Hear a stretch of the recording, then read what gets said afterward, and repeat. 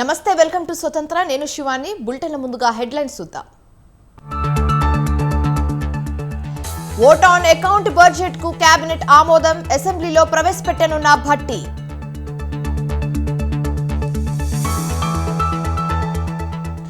కాసేపట్లో తెలంగాణ భవన్ కు KTR, party GHMC కార్పొరేటర్లతో భేటీ.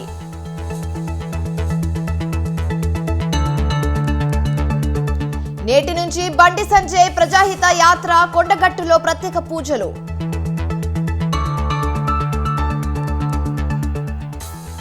Injection వికటించి 7 చిన్నారులకు అస్వస్థత, మచిలీపట్నం ప్రభుత్వ హాస్పిటల్లో ఘటన.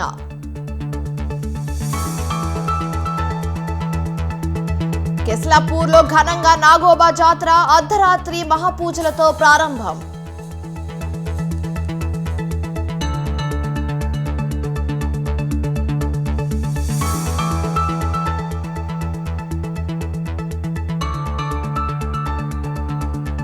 తమిళనాడులో ఎన్ఐఏ సోదాలు, కోయంబత్తూరు బాంబ్ బ్లాస్ట్ కేసులో తనిఖీలు.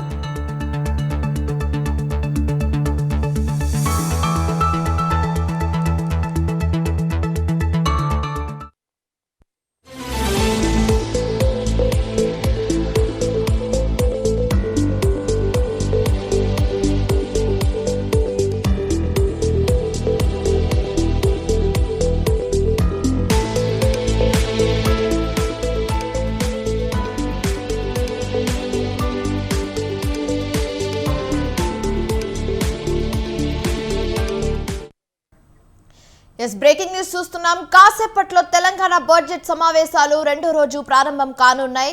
12 గంటలకు ఆర్థిక మంత్రి Bhatti Vikramarka vote on account budget ప్రవేశపెట్టనున్నారు. అయితే మండలిలో మంత్రి శ్రీధర్ బాబు బడ్జెట్ ను ప్రవేశపెడతారు. భట్టి విక్రమార్క బడ్జెట్ పత్రాలను మంత్రి శ్రీధర్ బాబుకు అందజేస్తారు. అయితే ఇప్పటికే అసెంబ్లీ కమిటీ హాల్లో భేటీ అయిన కేబినెట్ బడ్జెట్ కు ఆమోదం తెలిపింది.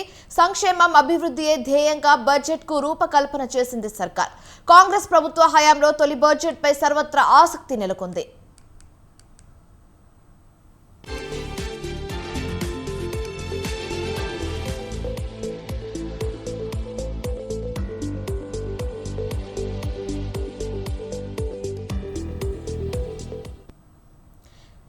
ఇక 3 లక్షల కోట్ల అంచనాలతో బడ్జెట్ ఉండనుంది. సంక్షేమం, వ్యవసాయం, గ్రామీణ అభివృద్ధి, సాగునీటి పారుదలకు అధిక నిధులు కేటాయింపులు, 6 గ్యారెంటీలకు ప్రాధాన్యం ఇస్తూ బడ్జెట్ రూపొందించిందని ప్రభుత్వం చెప్పింది.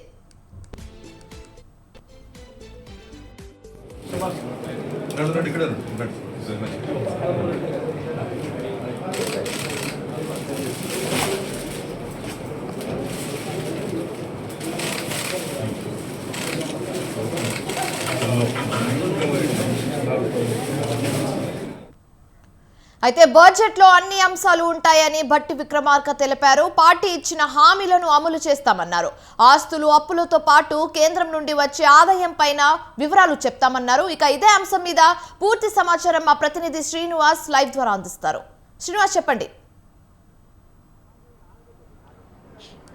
శివాని, ఇప్పటికే ముఖ్యమంత్రి రేవంత్ రెడ్డి అధ్యక్షతన జరిగినటువంటి క్యాబినెట్ సమావేశం తెలంగాణ ఓట్ ఆన్ బడ్జెట్ 2014-25 సంవత్సరానికి సంబంధించిన బడ్జెట్ను మంత్రి మండలి ఆమోదించింది. ఈ ఆమోదించినటువంటి బడ్జెట్ను కొద్ది క్షణాల్లో అసెంబ్లీ సమావేశాల్లో ఆర్థిక శాఖ మంత్రి, ఉప ముఖ్యమంత్రి భట్టి విక్రమార్క ప్రవేశపెట్టనున్నారు. అదేవిధంగా మండలిలో ఐటీ శాఖ, అదేవిధంగా శాసనసభ వ్యవహారాల శాఖ మంత్రి శ్రీధర్ బాబు ప్రవేశపెట్టనున్నారు.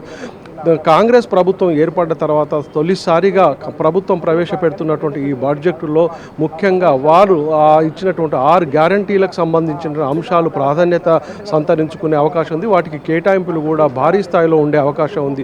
అదేవిధంగా సంక్షేమము, అభివృద్ధి, ఈ 2 అంశాలకు కాంగ్రెస్ ప్రభుత్వం ప్రాధాన్యత ఇచ్చే అవకాశం ఉంది. ముఖ్యంగా గ్రామీణ ప్రాంతాల అభివృద్ధి, వ్యవసాయము, అదేవిధంగా విద్య, వైద్య రంగాలకు కేటాయింపుల్లో భారీ స్థాయిలో ఉండే అవకాశం ఉంది. ప్రధానంగా అదేవిధంగా నిరుద్యోగ సమస్యకు సంబంధించినటువంటి అంశాల మీద కూడా ప్రత్యేక దృష్టి సారించే అవకాశం ఉంది. అదేవిధంగా కేంద్రం ఇచ్చేటువంటి నిధుల వాటి కేటాయింపు గత ప్రభుత్వం కూడా ప్రవేశపెట్టినటువంటి బడ్జెట్లో ఎంతవరకు వాళ్ళు వ్యయం చేశారు, అక్కడ ఉన్నటువంటి నిధుల కేటాయింపు ఏ విధంగా జరిగిందా అంశాలను కూడా ప్రస్తావించే అవకాశం ఉంది. అదేవిధంగా ప్రస్తుతం 6 గ్యారంటీలకు అంటే గత ఎన్నికల సమయంలో కాంగ్రెస్ పార్టీ ప్రజలకు హామీలు ఇచ్చి అధికారంలోకి వచ్చింది. ఈ అంశాల మీద ప్రతిపక్షాలను కూడా విమర్శలు వస్తున్నాయి. ఈ విమర్శలను తిప్పికొట్టడానికి ఈ బడ్జెట్లో కేటాయింపుల విషయంలో కూడా చాలా ప్రాధాన్యత ఇచ్చే అవకాశం ఉంది. ప్రధానంగా ఇప్పుడు ఉన్నటువంటి ఈ 6 గ్యారంటీలకు ఇప్పటికే 2 గ్యారంటీలను అమలు చేస్తూ ఉంది. మిగతా గ్యారంటీలకు కేటాయింపుల విషయం కావచ్చు, వాటికి అమలు చేసే విధానంలో కూడా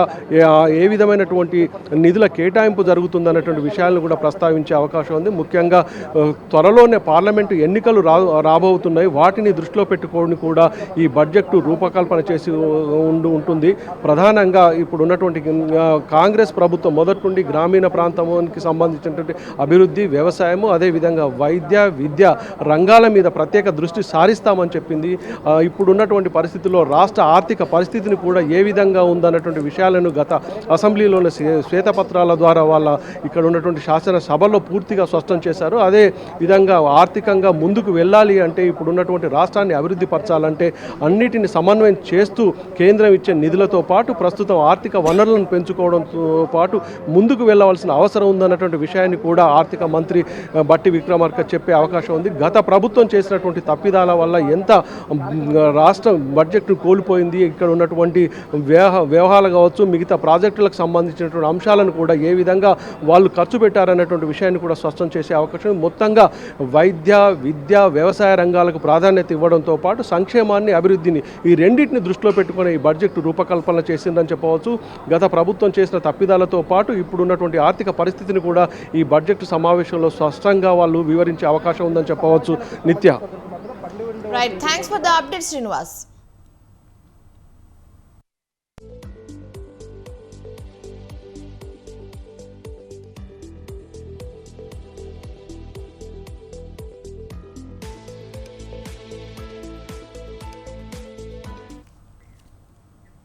జీహెచ్ఎంసీ కార్పొరేటర్లు చేజారకుండా బీఆర్ఎస్ పార్టీ అప్రమత్తమైంది. కార్పొరేటర్లను కాపాడుకునేందుకు BRS party working president KTR రంగంలోకి దిగారు. కాసేపట్లో తెలంగాణ భవన్లో జీహెచ్ఎంసీ బీఆర్ఎస్ కార్పొరేటర్లతో భేటీ కానున్నారు.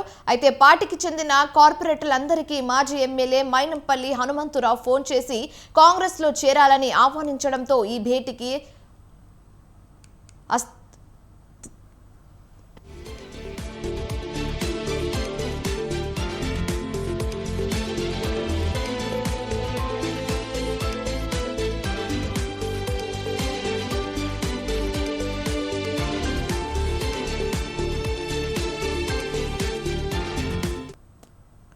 అయితే కాంగ్రెస్ పెద్దలు జీహెచ్ఎంసీ ఆపరేషన్ బాధ్యతలను మైనంపల్లికి అప్పగించినట్లు టాక్ వినిపిస్తుంది.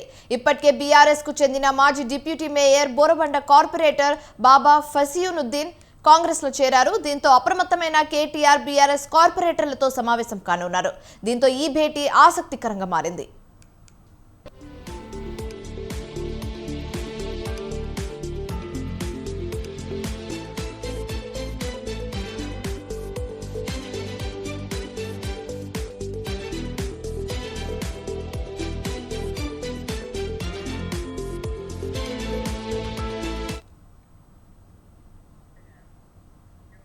టీడీపీ జాతీయ ప్రధాన కార్యదర్శి లోకేష్ రేపటి నుంచి ఎన్నికల ప్రచారం నిర్వహించనున్నారు. రేపటి నుంచి శంకరవం పేరుతో లోకేష్ మరోసారి ప్రజల్లోకి వెళ్లనున్నారు. యువగలం పాదయాత్ర జరగని ప్రాంతాల్లో పర్యటించేలా ప్రణాళికలు చేశారు టీడీపీ శ్రేణులు. అయితే రేపు ఉదయం ఇచ్చాపురం నుంచి లోకేష్ శంకరవం యాత్ర ప్రారంభం కానుంది. ఇందుకోసం ఆయన ఇవాళ రాత్రికి ఇచ్చాపురం చేరుకోనున్నారు. అయితే శంకరవం యాత్రకు సంబంధించిన అన్ని ఏర్పాట్లు పూర్తి చేశారు టీడీపీ శ్రేణులు. అయితే ఈ యాత్ర సందర్భంగా పార్టీ కార్యకర్తలు ప్రజలతో మమేకం కానున్నారు. ప్రతిరోజు 3 నియోజకవర్గాల్లో పర్యటించేలా ప్రణాళికలు రూపొందించారు.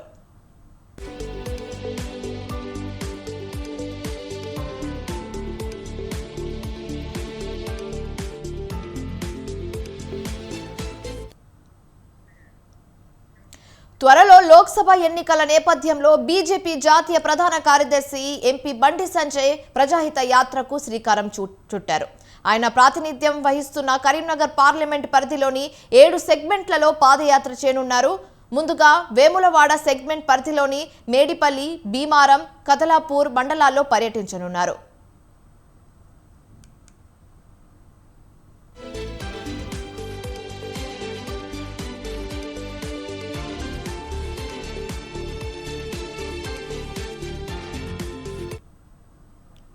అయితే తొలి విడతలో ఈ నెల 10 నుంచి 15 వరకు వేములవాడ, సిరిసిల్ల సెగ్మెంట్ల పరిధిలోని 88 గ్రామాల్లో 218 కిలోమీటర్ల మేర యాత్ర ఉండనుంది.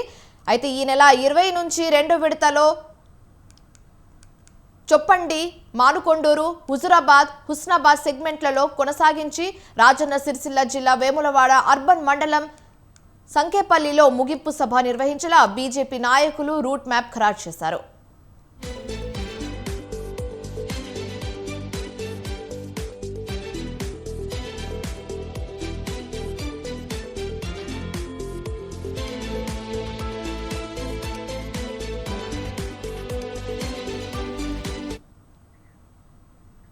అసెంబ్లీ, లోక్సభ ఎన్నికలు సమీపిస్తున్న వేళ ఏపీలో రాజకీయాలు వేడెక్కాయి. కాంగ్రెస్ ను గెలిపించాలనే లక్ష్యంతో ప్రజలతో మమేకమవుతున్నారు ఏపీ సీసీ చీఫ్ షర్మిల. జిల్లాలో పర్యటిస్తూ అధికార పక్షంపై నిప్పులు చెరుగుతున్నారు. అయితే నేడు నర్సింపట్నం, పాడేరు నియోజకవర్గాల్లో షర్మిల పర్యటించనున్నారు. ఉదయం నర్సింపట్నం నియోజకవర్గంలో ఆమె రచ్చబండ కార్యక్రమంలో పాల్గొంటారు.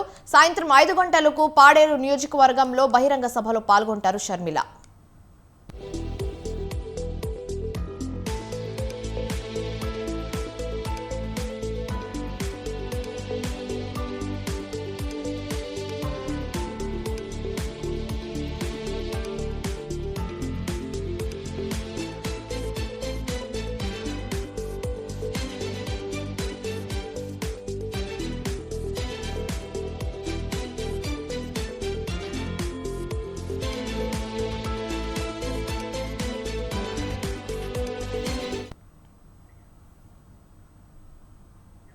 సిద్దిపేట జిల్లా చెరియాలలో దారుణం జరిగింది. రైస్ మిల్ ప్రెసిడెంట్ నారాయణ ఇంట్లోకి చొరబడి కుటుంబ సభ్యులపై గుర్తు తెలియని వ్యక్తులు దాడి చేశారు. అడ్డొచ్చిన మహిళలపై విచక్షణ రహితంగా దాడికి పాల్పడ్డారు. దీంతో గ్రామస్తులు అడ్డుకోవడంతో దుండగులు పరారయ్యారు. రైస్ మిల్ ప్రెసిడెంట్ నారాయణకు తీవ్ర గాయాలయ్యాయి.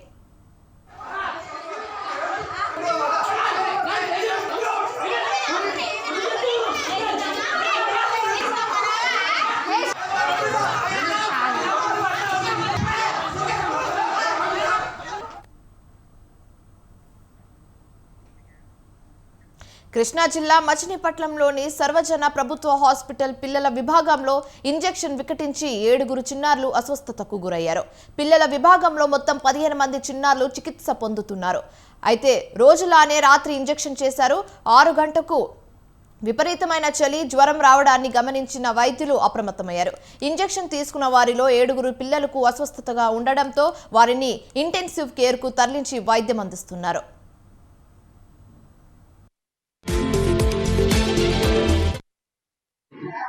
ఏం చేయమంటారు? పిల్లలు ఏదో జ్వరం వేస్తున్నారు, జ్వరం వచ్చిందండి. బంగారంలో ఉన్నాడు పిల్లలు. నేను వచ్చింది బాగా నిమ్ముందని ఆయన రోజువారీ ఇంగ్లీషులో వేరే ఇంగ్లీష్ సమాధానం. పిల్లలు రాత్రి ఎందుకు కాలిపోవటం, రాత్రి తెల్లవారు ఇప్పుడు కూడా కంటిన్యూ జ్వరం తగ్గుతాడు, జ్వరం మందులు వేస్తారు. ఆ ఇంగ్లీష్ ఇంతవరకు పిల్లడు రిలీఫ్ అవ్వలే. 8 దాకా పిల్లడు బంగారులాగా ఆడుతున్న పిల్లడు రాత్రి తెల్లవారు కంటి మీద కునుకు లేదు. పిల్లడు వెళ్ళి కాలిపోయింది రాత్రి తెల్లవారు. ఇప్పుడు కూడా వేడి ఉంది. ఇంకా పిల్లడు యాక్టివ్గా లేడు. ఇది మా పరిస్థితి. ఏం చేయమంటారు? పిల్లలు ఏదో జ్వరం వేస్తున్నారు, జ్వరం వచ్చిందండి. బంగారంలో ఉన్నాడు పిల్లలు. నేను వచ్చింది బాగా నిమ్ముందని ఆయన రోజువారీ ఇంగ్లీషులో వేరే ఇంగ్లీష్ సమాధానం. పిల్లలు రాత్రి ఎందుకు కాలిపోవటం, రాత్రి తెల్లవారు ఇప్పుడు కూడా కంటిన్యూ కునుకు లేదు. జ్వరం తగ్గుతాడు, జ్వరం మందులు వేస్తారు.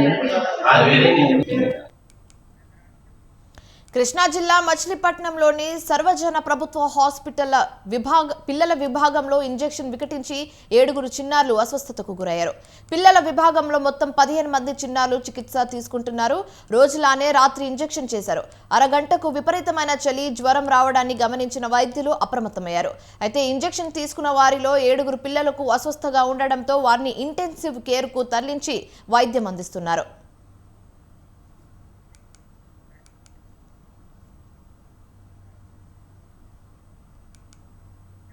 ఆదిలాబాద్ జిల్లా ఇంద్రవెల్లి మండలం కెస్లాపూర్లో కొలువుదీరిన ఆదివాసుల ఆరాధ్య దైవం నాగోబా జాతర అంగరంగ వైభవంగా జరుగుతోంది. పీఠాధిపతి మెస్రం వెంకట్రావు ఆధ్వర్యంలో నాగోబా గుడి వద్ద ప్రత్యేక పూజలు చేశారు. మహాపూజలో ఖానాపూర్ ఎమ్మెల్యే బొజ్జ పటేల్, ఎమ్మెల్యే సక్కు తదితరులు పాల్గొన్నారు. అయితే ఈ జాతర వారం రోజుల పాటు జరగనుంది. ఈ జాతరకు తెలంగాణ నుంచే కాకుండా మహారాష్ట్ర, ఛత్తీస్గఢ్, మధ్యప్రదేశ్, బీహార్, రాజస్థాన్ నుంచి భక్తులు పెద్దెత్తున తరలివస్తున్నారు.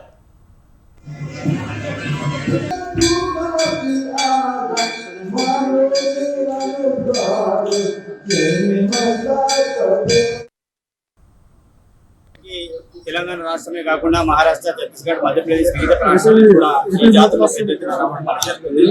మరి ఈ జాతరకు సంబంధించిన ఏర్పాట్లన్నీ కూడా పూర్తి స్థాయిలో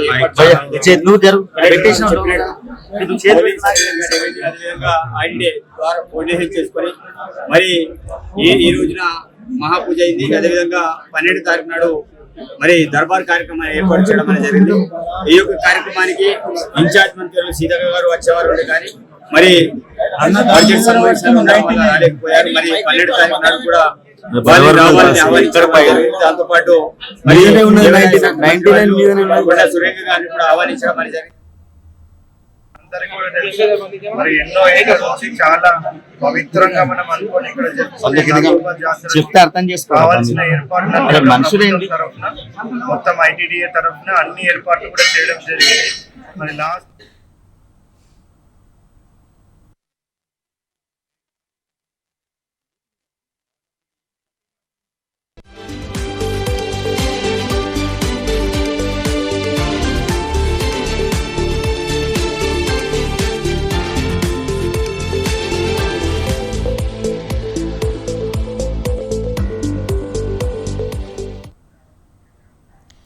మేడ్చల్ జిల్లా మల్లారెడ్డి యూనివర్సిటీ విద్యార్థులు ఆందోళనకు దిగారు. నాణ్యత లేని భోజనంతో అనారోగ్యానికి గురవుతున్నామంటూ నిరసన చేపట్టారు. యాజమాన్యం ఇంతవరకు స్పందించలేదని ఆగ్రహం వ్యక్తం చేశారు. ఇన్ఛార్జ్ మహేందర్ రెడ్డి సమాధానం చెప్పాలని రోడ్డుపై బైఠాయించారు విద్యార్థులు. దీంతో వాహనాల రాకపోకలకు అంతరాయం ఏర్పడింది.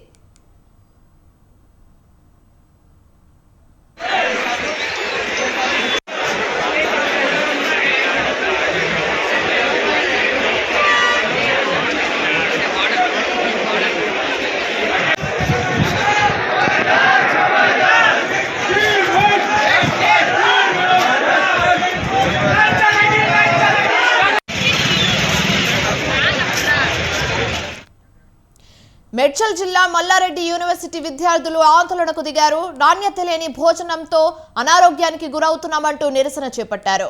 యాజమాన్యం ఇంతవరకు స్పందించలేదని ఆగ్రహం వ్యక్తం చేశారు. ఇన్ఛార్జ్ మహేందర్ రెడ్డి సమాధానం చెప్పాలని రోడ్డుపై బైఠాయించారు విద్యార్థులు. దీంతో వాహనాల రాకపోకలకు అంతరాయం ఏర్పడింది.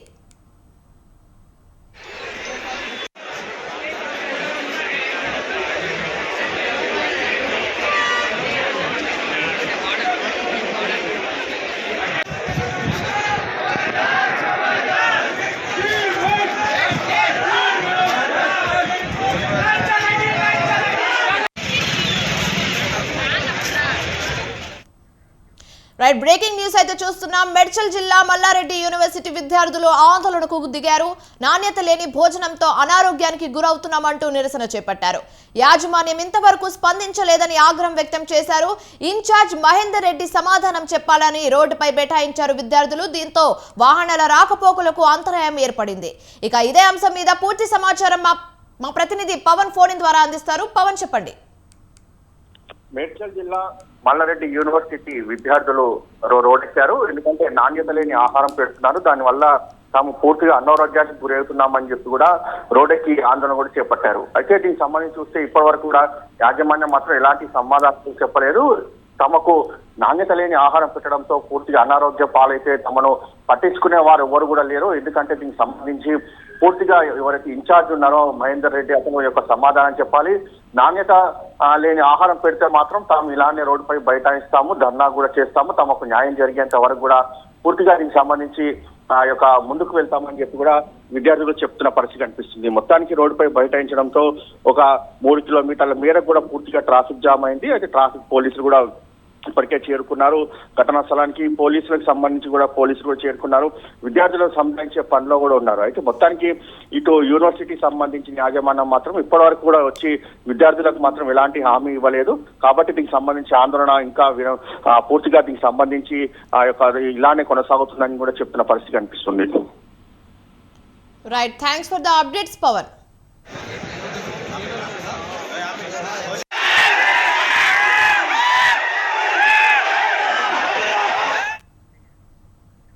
తమిళనాడులో ఎన్ఐఏ అధికారులు సోదాలు చేస్తున్నారు.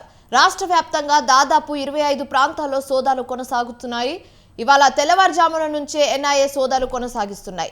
చెన్నై, మదురై పట్టణాలతో సహా 25 ప్రాంతాల్లో రైడ్స్ జరుగుతున్నాయి. 8 మండలాల్లో ఎన్ఐఏ అధికారులు ఏకకాలంలో సోదాలు చేపట్టారు. కోయంబత్తూరులో 2021 నాటి కారు బాంబు కేసుకు సంబంధించి ఈ సోదాలు జరుగుతున్నట్లు తెలుస్తుంది.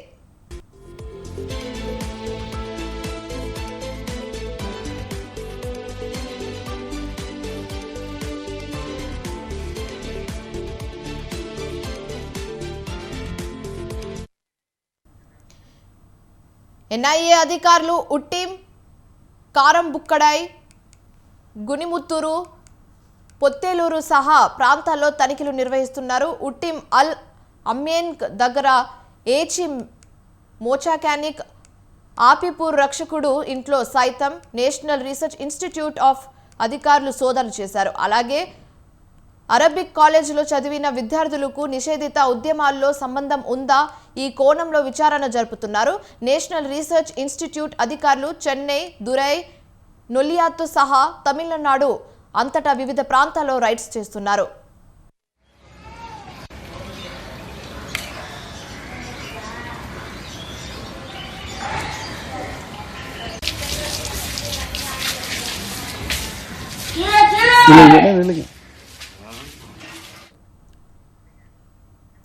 హైదరాబాద్ లో కలకలం రేపిన స్థిరాస్తి వ్యాపారి సింగోటం రాము హత్య కేసులో 8 మంది నిందితులను పోలీసులు అరెస్టు చేశారు. వారిలో 2 మహిళలు కూడా ఉన్నారు. పాత కక్షలు, అసూయ కారణంగానే తోటి స్నేహితుడు పథకం ప్రకారం దారుణంగా అంతమించినట్లు జూబ్లీ హిల్స్ ఏసీపీ హరిప్రసాద్ తెలిపారు. అయితే జీడిమెట్లకు చెందిన మణికంఠ, రాము 2 స్నేహితులు. వీరిద్దరూ మరికొంతమందరితో కలిసి జూవా గేమ్ ఆడేవారని, దీంతో ఇద్దరి మధ్య స్నేహం ఏర్పడిందని ఏసీపీ చెప్పారు. తరచూ గేమ్లో రాము డబ్బులు గెలవడంతో మణికంఠ కక్ష పెంచుకున్నారు.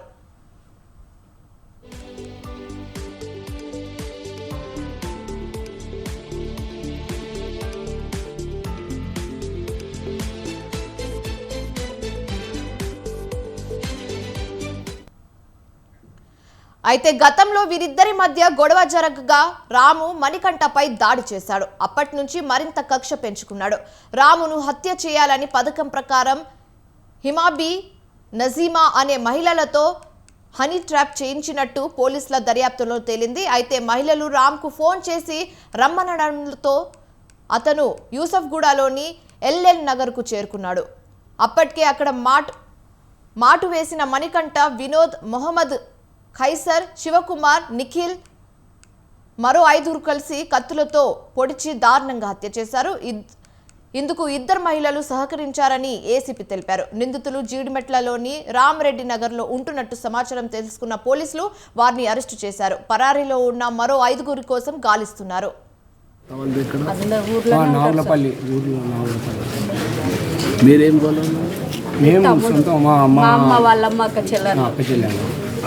పెద్దమ్మ మీకు ఎప్పుడు తెలిసిందండి? ఇప్పుడు 11:30కు ఫోన్ చేసింది. ఇప్పుడు ఊర్లో ఉంటాడు. అక్కడ నుంచి ఆయన ఎక్కడ ఉంటుంటాడు.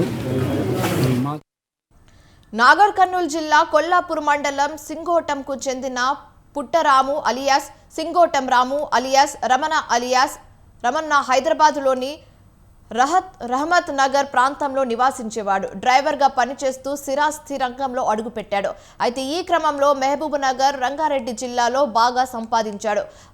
అబ్దుల్ కలాం సామాజిక సేవా సంస్థను ఏర్పాటు చేసి కొల్లాపూర్ ప్రాంతంలో వివిధ సేవా కార్యక్రమాలు చేసేవాడు. ఒంటి మీద 1 కిలో బంగారు ఆభరణాలు ధరించి గోల్డ్ మ్యాన్ గాను ప్రసిద్ధి చెందాడు. అయితే రాజకీయంగా ఎదగడానికి కొల్లాపూర్లోనే ఉంటూ బీజేపీలో చేరాడు. ఈ క్రమంలో దారుణ హత్యకు గురయ్యాడు. మాకు ఇప్పుడు ఫోన్ తెలుస్తానంటే వచ్చేసాం. మేము అక్క బావ అవుతాము. ఇప్పుడు ఫోన్ చేస్తే వచ్చినాం. అంటే ఏం పని చేసేవాడు రాము అంటే మీకు ఎవరి మీద ఆయన అనుమానం ఉంది ఎవరైనా పుట్టారు ఆయనకి ఇంతకుముందు మాతా కక్షలు విభేదాలు మాకు తెలియదు సార్. అసలు ఏం తెలియదు. అసలు అనేది తెలియదు. మేము ఇక్కడ ఉంటామో తమ్ముడు అక్కడ ఉంటాడు తెలియదు మాకు కూడా. పెళ్ళి హైదరాబాద్ లో కలకలం రేపిన స్థిరాస్తి వ్యాపారి సింగోటం రాము హత్య కేసులో 8 మంది నిందితులను పోలీసులు అరెస్టు చేశారు. వారిలో 2 మహిళలు కూడా ఉన్నారు.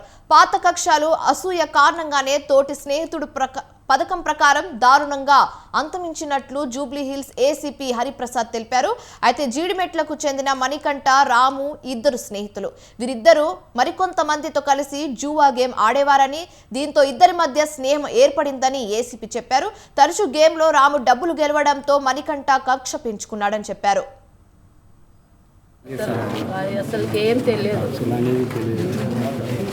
మేము ఇక్కడ ఉంటామో తమ్ముడు అక్కడ ఉంటాడు తెలియదు మాకు కూడా.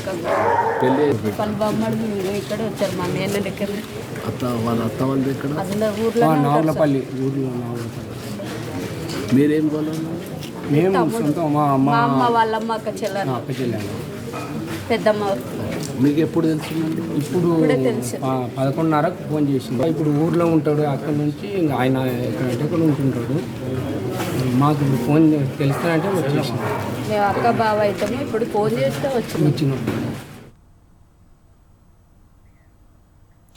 బేగంపేట ప్రజాభవన్ వద్ద కారుతో బ్యారిగేట్లను ఢీకొట్టిన కేసుకు సంబంధించి బోధన్ మాజీ ఎమ్మెల్యే షకీల్ అమీర్ మరో 2పై జారీ చేసిన లుక్అవుట్ సర్కులర్ను నిలిపివేస్తూ హైకోర్టు ఉత్తర్వులు జారీ చేసింది. అయితే పిటిషనర్లు ఈ నెల 23లోగా పోలీసుల ముందు విచారణకు హాజరై దర్యాప్తునకు సహకరించాలని షరతు విధించింది.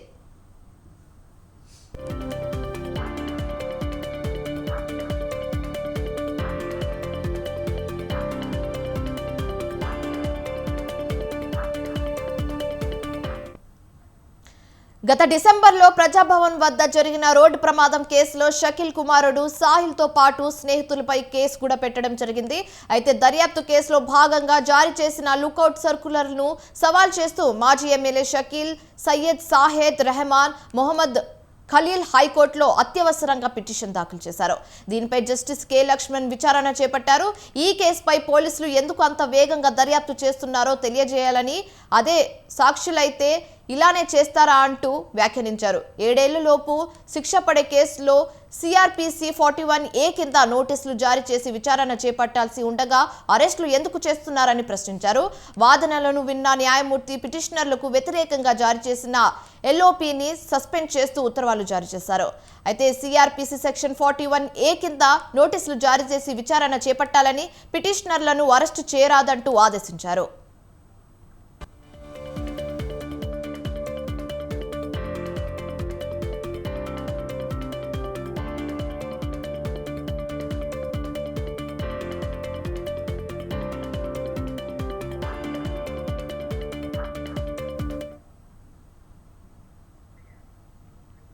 పోలీసులు ఎంత కట్టడి చేస్తున్నా కేటుగాళ్లు ఎత్తుకు పై ఎత్తు వేస్తున్నారు. సరికొత్త మార్గాల్లో గుట్టు చప్పుడు కాకుండా గంజాయిని విక్రయిస్తున్నారు. కార్ డిక్కీలో, కార్ టైర్లో గంజాయిని రవాణా చేసే గ్యాంగ్లను చూసాం, కానీ కారు సిఎన్జి గ్యాస్ సిలిండర్లో గంజాయి తరలిస్తున్న ఎక్కడైనా చూసామా? ఓ నయా గ్యాంగ్ ఈ నయా ప్రయత్నం చేసింది. పక్కా స్కెచ్తో రంగంలోకి దిగిన ఎస్ఓటి పోలీసులు ఈ ముఠా సభ్యులను అదుపులోకి తీసుకున్నారు.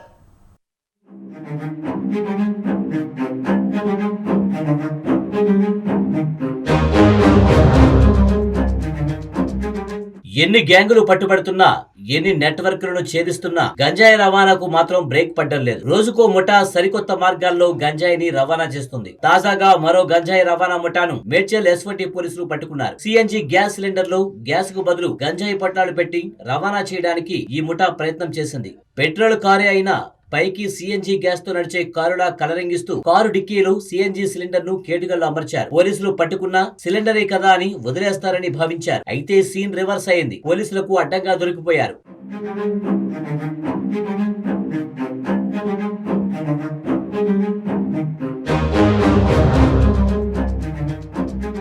నిందితులు సిఎన్జి సిలిండర్ లో 40 కిలోల గంజాయిని పొట్లాలుగా మార్చిపెట్టారు. కారు వెనక సీటు కింద మరో 25 కిలోల గంజాయిని పెట్టారు. ఆంధ్రప్రదేశ్ నుంచి హైదరాబాద్ మీదుగా ఆగ్రా తరలించేందుకు మోసగాళ్లు ప్రయత్నించి విఫలమయ్యారు. పట్టుబడ్డ గంజాయి విలువ 19,50,000 రూపాయలుగా ఉంటుందని మేడ్చల్ డీసీపీ తెలిపారు.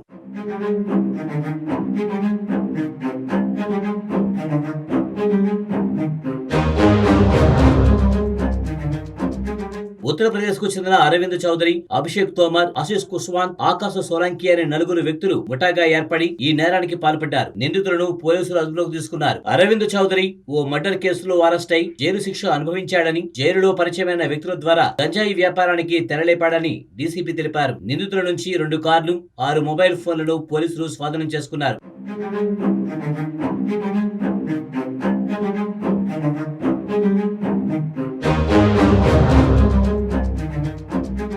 ఏపీలో ఎవరు ఈ గ్యాంగ్ కు డ్రగ్స్ అందిస్తున్నారు, హైదరాబాద్ లో పట్టుబడ్డ ఇతర గ్యాంగులతో లింకులు ఉన్నాయా అనే కోణంలో విచారణ సాగిస్తున్నామని డీసీపీ నిఖితా పంత్ తెలిపారు.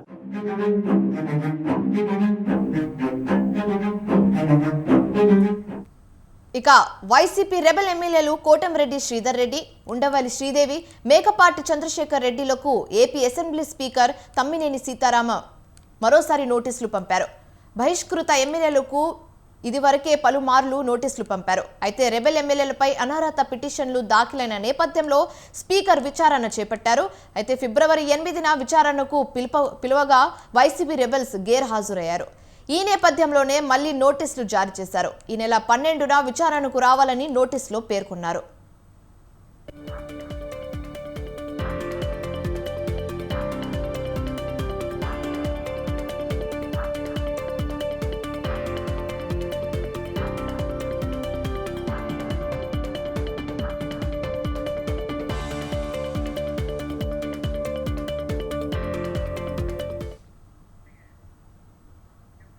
బీఆర్ఎస్ కార్పొరేటర్లు కాంగ్రెస్ పార్టీలో చేరుతున్నారు.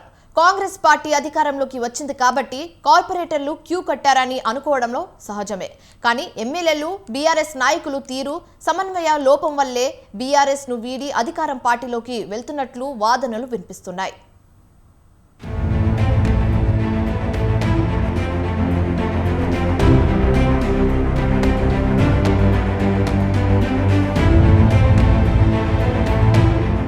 ఇటీవలి కాలంలో రెండో బీఆర్ఎస్ కార్పొరేటర్ కాంగ్రెస్ తీర్థం పుచ్చుకున్నారు.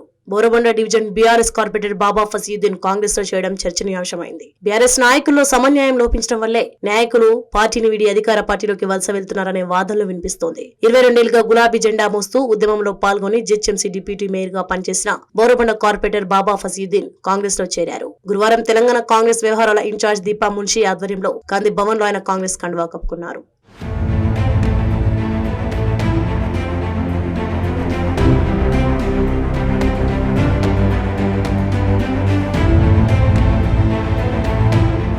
బీఆర్ఎస్ పార్టీ ప్రాథమిక సభ్యత్వానికి పార్టీ అధికార ప్రతినిధి పదవికి రాజీనామా చేస్తూ బాబా ఫజీయుద్దీన్ బీఆర్ఎస్ పార్టీ అధ్యక్షుడు కేసీఆర్ కు ఓ లేఖ రాస్తూ తన ఆవేదన వ్యక్తం చేశారు. ఇటీవల కాలంలో పార్టీ అనుసరించిన విధానాలు తనకు నచ్చలేదని, పార్టీ ఆవిర్భావం నుంచి తాను కష్టపడి పనిచేశారని, తెలంగాణ ఉద్యమంలో విద్యార్థి నాయకుడిగా చురుగ్గా పాల్గొన్నానని, అయినా పార్టీ గుర్తింపు లభించలేదన్నారు.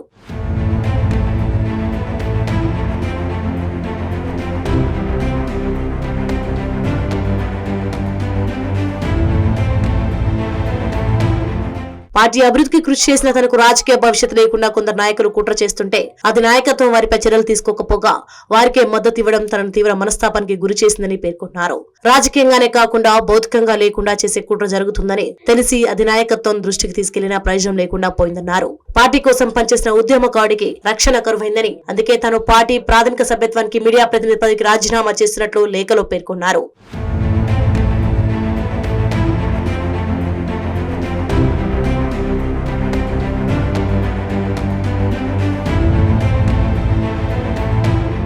ఈ మధ్య తెలంగాణ భవన్ లో కేటీఆర్ ఎమ్మెల్యే మాగంటి గోపీనాథ్ పక్కన ఫజీయుద్దీన్ కూర్చోబోగా గోపీనాథ్ అభ్యంతరం చెప్పడంతో వాగ్వాదం జరిగింది. ఒకే నియోజకవర్గంలో ఇద్దరికి ఉన్న వైరం అందరికీ తెలిసింది. బోరబండ డివిజన్ లో ఎటువంటి ప్రభుత్వ కార్యక్రమాలు జరిగినా కార్పొరేటర్ బాబాకు ప్రాధాన్యం ఇవ్వకపోగా కనీసం ప్రోటోకాల్ పాటించడం లేదని బాబా పలుమార్లు వాపోయారు. అసలు బాబా బీఆర్ఎస్ ను వీడడానికి ఎమ్మెల్యే మాగంటినే కారణమని పార్టీలోనూ గుసగుసలు వినిపిస్తున్నాయి. లోక్సభ ఎన్నికల వేళ ఇతర పార్టీల నుంచి వలసలు అధికార పార్టీకి బలం చేకూరుస్తాయనే అభిప్రాయం వ్యక్తమవుతోంది.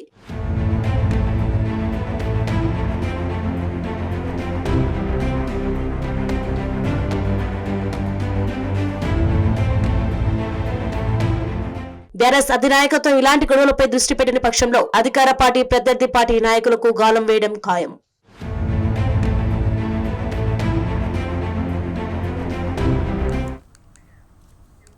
పశ్చిమ బెంగాల్ జైల్లో మహిళా ఖైదీల దుస్థితిపై కోల్కతా హైకోర్టు తీవ్ర ఆందోళన వ్యక్తం చేసింది. కస్టడీలో ఉన్న మహిళా ఖైదీలు గర్భం దాల్చడం, రాష్ట్ర వ్యాప్తంగా వివిధ హాస్పిటల్స్లో 196 మంది శిశువులకు వారు జన్మనివ్వడంపై అమికస్ క్యూరీ కోర్టుకు వివరించింది.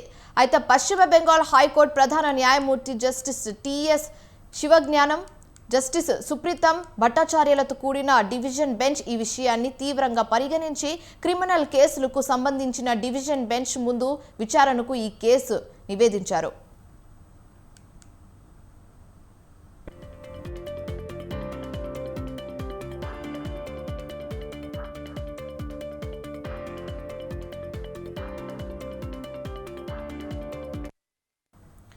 అయితే జైల్లో మహిళా ఖైదీలకు పురుష ఖైదీలకు వేర్వేరే ఎన్క్లోజర్లు ఉంటాయి. మహిళా ఖైదీలను పెట్టే ఎన్క్లోజర్లోకి పురుష ఉద్యోగులు ప్రవేశించకుండా నిషేధం విధించాలని అమికస్ క్యూరీ సూచించారు.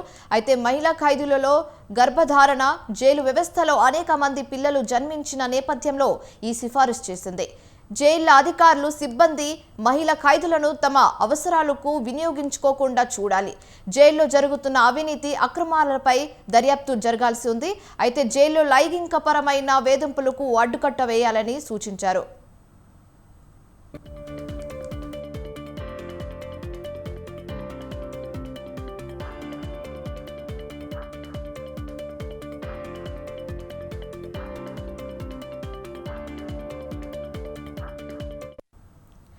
జిల్లా జడ్జిలు అందరూ తమ తమ జైలు ఖైదీల పునర్వాస కేంద్రాలను సందర్శించి ఎంతమంది మహిళా ఖైదీలు శిక్ష అనుభవిస్తున్న కాలంలో గర్భిణులుగా ఉన్నారో పరిశీలించాలని అమికస్ క్యూరీ సూచించింది. అయితే మహిళలను జైల్లోకి చేర్చుకునే ముందు వారికి వైద్య పరీక్షలు చేసి అప్పటికే గర్భవతులు కారో నిర్ధారించారని కూడా సూచించారు.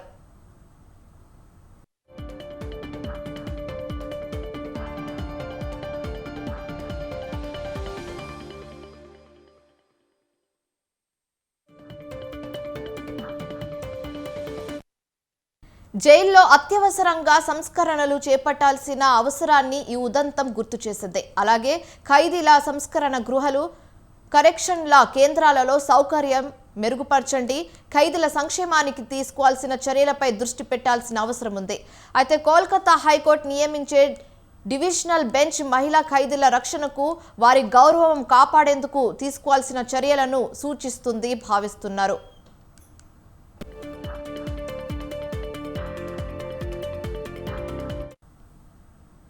పారిశ్రామికవేత్తలో లెజెండ్ రతన్ టాటా ప్రపంచానికి పరిచయం అక్కర్లేని పేరు.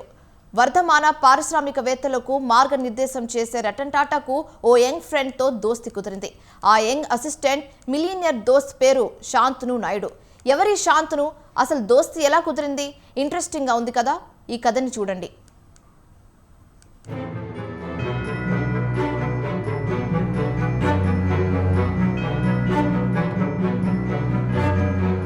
టాటా పారిశ్రామిక సామ్రాజ్యానికి తిరుగులేని అధినేత Ratan Tata.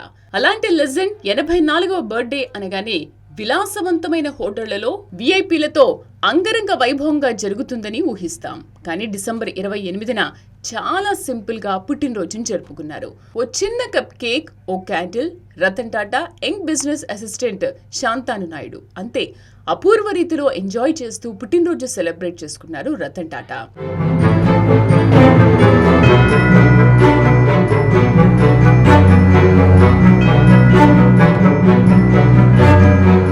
Ratan Tata birthday celebration video social మీడియాలో వైరల్ అయింది.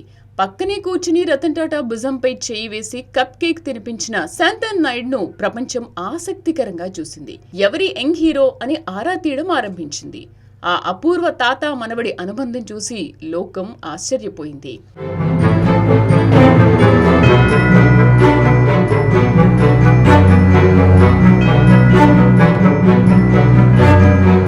శాంతను నాయుడు నాయుడు 1993లో మహారాష్ట్రలోని పూణేలో పుట్టాడు.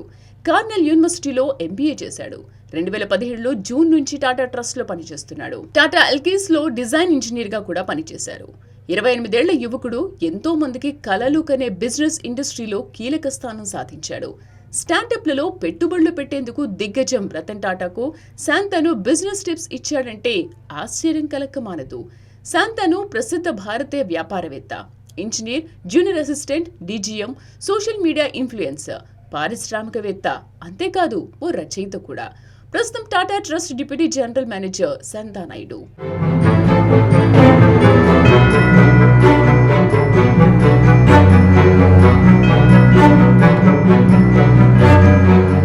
రతన్ టాటా జంతు ప్రేమికుడు. చిన్నతనంలోనే పెంపుడు కుక్కలను పెంచుకున్నారు. సోషల్ మీడియాలోనూ చురుగ్గా ఉంటారు. 1945లో తన 12వ ఏట తాను, సోదరుడు జిమ్మీ పెంపుడు కుక్కతో ఉన్న ఫోటో ఫేస్బుక్లో పోస్ట్ చేశారు. అలా ఫేస్బుక్ చూస్తుండగా శాంతాను వీధి కుక్కల కోసం రిఫ్లెక్టర్లతో తయారు చేసిన డాగ్ కాలర్ల గురించి రాసిన పోస్టు పారిశ్రామిక దిగ్గజాన్ని ఆకర్షించింది. ఈ డాగ్ కాలర్ల ద్వారా వాహనాల డ్రైవర్లు ముంబై రోడ్లపై వీధి కుక్కలను గుర్తించవచ్చని, ఫలితంగా వీధి కుక్కలు కార్ల కింద పడి చనిపోకుండా రక్షించవచ్చని పోస్ట్ చేశాడు. శాంతాను తోటి విద్యార్థులతో కలిసి ఇళ్ల నుంచి డెనిమ్ ప్యాంట్లు సేకరించి పుమేలో 500 రిఫ్లెక్టర్ కాలర్లు తయారు చేసి వీధి కుక్కలకు వేశారు. ఆ పోస్ట్ రతన్ టాటాను కదిలించింది. ఆయన శాంతాను ఓ సమావేశానికి ఆహ్వానించడం, అతడి ఆలోచన, చిత్తశుద్ధి, అతడి మాటలకు ముగ్ధుడవడంతో రతన్ టాటాకు ఎంతో ప్రీతిపాత్రుడయ్యాడు.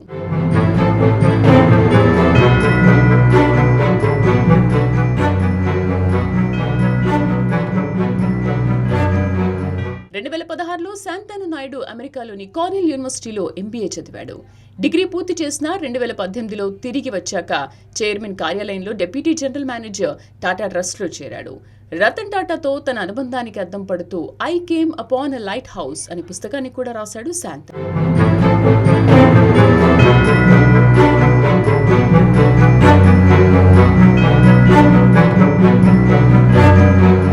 దేశాభివృద్ధిలో స్టార్టప్స్ వ్యవస్థపై రతన్ టాటాకు అపారమైన నమ్మకం.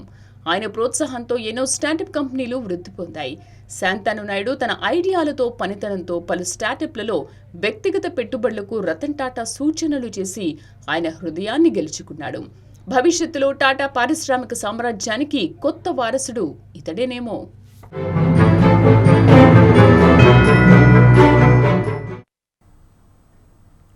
తెలుగువారి టీవీ పీవీకి మరో అరుదైన పురస్కారం దక్కింది. అవును, భారత మాజీ ప్రధాని దివంగత పివి నరసింహారావుకు కేంద్రం భారతరత్న ప్రకటించింది. దేశానికి ఎనలేని సేవలు అందించినందుకు గుర్తుగా మోదీ సర్కార్ దేశంలోనే అత్యున్నతమైన పౌర పురస్కారంతో తెలుగు బిడ్డను గౌరవించింది. పీవీకి అవార్డు రావడం కాస్త ఆలస్యమైన యావత్ తెలుగు జాతి మాత్రం ఆనందంతో ఉప్పొంగిపోయింది.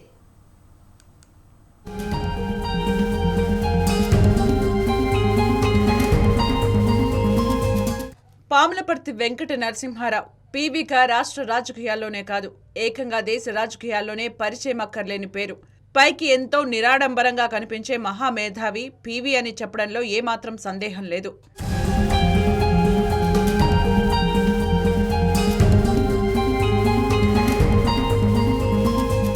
నేటి వరకు యావత్ భారతానికి ప్రధానిగా సేవలందించిన వారిలో ఒకే ఒక్క తెలుగు బిడ్డ పివి నరసింహారావు. నిజానికి పీవీకి ప్రధానమంత్రి పదవి దక్కడం భారత రాజకీయాల్లో ఒక సంచలనమనే చెప్పాలి. 1991 లోక్సభ ఎన్నికలకు దూరంగా ఉన్న పీవీ నాటి కాంగ్రెస్ అధ్యక్షుడు రాజీవ్ గాంధీ మరణాంతరం పార్టీ జాతీయ అధ్యక్షుడిగా బాధ్యతలు చేపట్టారు. కాంగ్రెస్ పార్టీ ఆయన్ని ప్రధాని అభ్యర్థిగా ఎంపిక చేసింది. అలా పీఠం అధిష్ఠించారు. ఒక్క మాటలో చెప్పాలంటే రాజకీయాల నుంచి రిటైర్మెంట్ తప్పదనుకున్న దశల్లో ఆయన్ని ప్రధాని పదవి వరించింది. కానీ ఆ సమయంలో అది ఓ ముళ్ళ కిరీటమే అని చెప్పాలి. స్థిరత్వం లేని ప్రభుత్వం, దీనికి తోడు చిక్కిశల్యమైన స్థితికి చెందిన భారతదేశ ఆర్థిక వ్యవస్థ. కానీ నరసింహారావు తన సమర్థతతో ఆ పరిస్థితిని ఓ సవాలుగా ఎదుర్కొన్నారు. ఓవైపు రాజకీయ చదరంగాన్ని సమర్థంగా ఆడుతూ మైనార్టీ ప్రభుత్వాన్ని నడిపిస్తూనే మరోవైపు సంస్కరణల్ని పట్టాలెక్కించారు.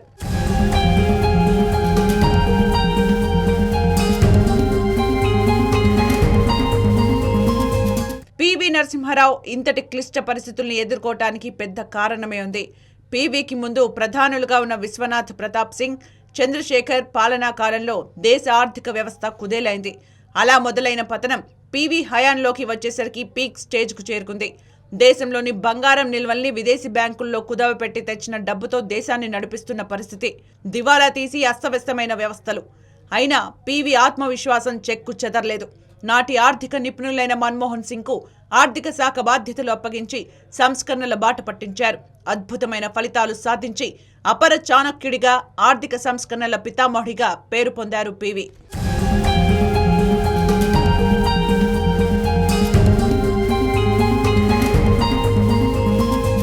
ఇక తెలుగువారి టీవీగా పేరు పొందిన పీవీ వ్యక్తిత్వం అసామాన్యమనే చెప్పాలి. పీవీ మృదు స్వభావి, బహుముఖ ప్రజ్ఞాశాలి, 17 భాషల్లో దిట్ట. గోండుల భాష నుంచి స్పానిష్ వరకు ధారాళంగా మాట్లాడేవారు. గతంలో క్యూబా విప్లవ యోధుడు ఫిడెల్ కాస్ట్రోతో సమావేశం సందర్భంగా ఆయన్ని స్పానిష్ భాషలో పలకరించి పీవీ ఆశ్చర్యపరిచారని చెబుతారు. రచయితగాను పీవీకి గొప్ప ప్రావీణ్యం ఉంది. కథలు, వ్యాసాలు, అనువాద రచనలు చేస్తారు. సొంత పేరుతో, మారు పేర్లతో కాలమిస్ట్గా ఎన్నో వ్యాసాలు రాశారాయన. పీవీ రచనల్లో తెలంగాణ సాయుధ పోరాట నేపథ్యంతో రాసిన గొల్ల రామవ్వ ప్రముఖమైంది. ఇన్సైడర్ పేరుతో పీవీ చేసిన రచనను ఆయన ఆత్మకథగా చెబుతారు. విశ్వనాథ సత్యనారాయణ 1000 పడగల నవలను ఆయన హిందీలోకి సహస్రఫన్ పేరుతో అనువదించారు. తెలుగు సాహిత్య ప్రక్రియకే ప్రత్యేకమైన అవధానాలంటే ఆయన మరింత ఇష్టపడేవారు. ప్రధానిగా ఎంత తీరిక లేకుండా ఉన్నా అవధాన కార్యక్రమాల్లో మాత్రం తప్పకుండా పాల్గొనేవారు. వాటితో ఎంతో ప్రశాంతత పొందేవారాయన. 17 భాషల్లో ప్రావీణ్యమున్న అవసరానికి మించి మాట్లాడకపోవడం పీవీకి ఉన్న మరో గొప్ప లక్షణం. అందుకే అభిమానులు ఆయన్ని 17 భాషలు తెలిసిన మౌన మునిగా పేర్కొంటారు. హ్యాపీ మూమెంట్ ఇది. ఒక చారిత్రాత్మక రోజు ఇవాళ. ఒక చరిత్రలో సువర్ణాక్షరాలతోని లిఖించదగ్గ మంచి రోజు ఇది. తెలంగాణ గడ్డ మీద కొట్టిన మన తొలి తెలుగు ప్రధాని కీర్తి శేషులు శ్రీ పివి నరసింహారావు గారికి భారతరత్న అనౌన్స్ చేయడం అనేది చాలా చాలా సంతోషించే రోజు ఈరోజు. దేశ ప్రజలు అందరూ కూడా చాలా సంతోషంగా ఉన్నారు. కంటిన్యూస్గా ఫోన్ కాల్స్ వస్తున్నాయి. మొట్టమొదటిసారి దక్షిణాది నుంచి అప్పటిదాకా ప్రధానినే లేరు మనకు. ఏవైనా ఉత్తరాది వాళ్లే ప్రధానులు, కానీ ఒక తెలుగు వారు కూడా ఒక దక్షిణాది నుంచి కూడా ప్రధానులు కావచ్చు అనే ఒక ఆదర్శప్రాయమైన గొప్ప వ్యక్తి. ఉమ్మడి ఆంధ్రప్రదేశ్ ముఖ్యమంత్రిగా పీవీ దాదాపు 1.5 ఏళ్ల కాలం పాటు పనిచేశారు. ఆ తక్కువ సమయంలోనే తనదైన ముద్ర వేశారు ఆయన. 1969లో కాసు బ్రహ్మానందరెడ్డి ముఖ్యమంత్రిగా ఉన్నప్పుడు తెలంగాణ ఉద్యమం ఊపందుకుంది. దీంతో బ్రహ్మానందరెడ్డిని తప్పించి కాంగ్రెస్ హైకమాండ్ విద్యాశాఖ మంత్రిగా ఉన్న పీవీకి రాష్ట్ర పాలనా పగ్గాలు అప్పగించింది. 1971 సెప్టెంబర్ 30న ముఖ్యమంత్రిగా బాధ్యతలు స్వీకరించిన పీవీ 1973 జనవరి 10 వరకు ఆ పదవిలో కొనసాగారు. ఆ సమయంలో ఆయన దేశంలోనే తొలిసారిగా భూ సంస్కరణలు తీసుకొచ్చారు. అయితే తెలంగాణ ఉద్యమంతో పాటు అదే సమయంలో జై ఆంధ్ర ఉద్యమం ఊపందుకోవడంతో చివరకు నాటి కేంద్ర ప్రభుత్వం పీవీకి ముఖ్యమంత్రి పదవి నుంచి తప్పించి ఏపీలో రాష్ట్రపతి పాలన విధించింది. మరోవైపు అంతకుముందు వివిధ ముఖ్యమంత్రుల హయాంలో మంత్రిగా బాధ్యతలు నిర్వహించిన పీవీ అనేక సంస్కరణలు చేపట్టారు. ప్రభుత్వ డాక్టర్ల ప్రైవేట్ ప్రాక్టీస్ను నిషేధించారు. విద్యాశాఖ మంత్రిగా పనిచేసిన సమయంలో ఆయన అనేక విధానాలు, సంస్కరణలు తీసుకొచ్చారు. నేటికి అవి కొనసాగుతుండటం గమనార్హం. తెలుగు అకాడమీని నెలకొల్పడం, ఉన్నత విద్యలో తెలుగు మీడియంను ప్రవేశపెట్టడం పీవీ విద్యాశాఖ మంత్రిగా తీసుకొచ్చిన కార్యక్రమాలే. ఇవే కాదు, ఇలాంటివి ఎన్నో గొప్ప గొప్ప కార్యక్రమాలు తీసుకొచ్చారు పీవీ.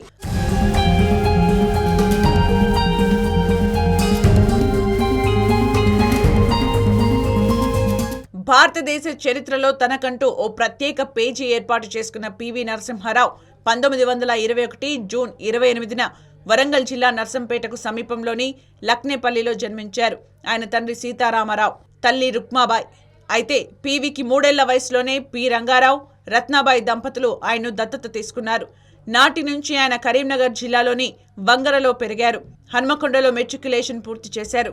కాలేజీలో చదువుకుంటున్న రోజుల్లోనే పీవీ వందే మాతరం ఉద్యమం వైపు ఆకర్షితులై అందులో చురుగ్గా పాల్గొన్నారు.